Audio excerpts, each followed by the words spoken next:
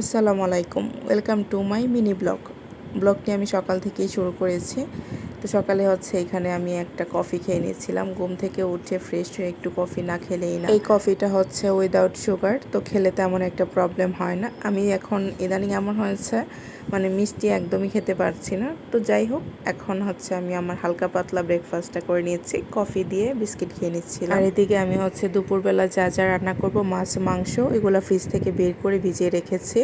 এতে করে দেখা যায় রান্নার সময় ঝামেলা পোহাতে হয় না। আমি সবসময় এই কাজটাই করি, ঘুম থেকে উঠে আগে মাছ মাংসটা ভিজাই, তারপর আমি ফ্রেশ হয়ে হালকা পাতলা নাস্তা করে নিই। আর এদিকে মেয়েও উঠে গিয়েছে, সকাল তখন 9:30টার মতো বাজে।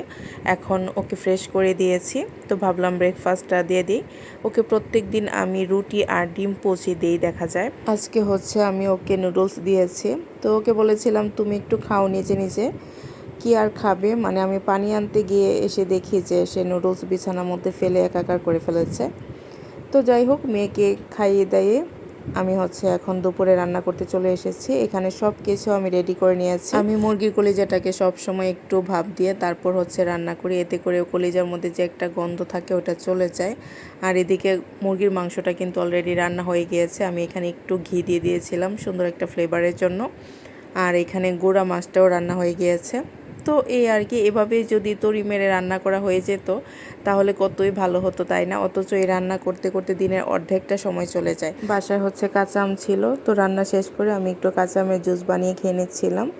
সব কিছু মিলে এটাই ছিল আমার আজকে ছোট্ট একটি ব্লগ। আজকে এই পর্যন্তই। আল্লাহ হাফেজ, আসসালামু আলাইকুম।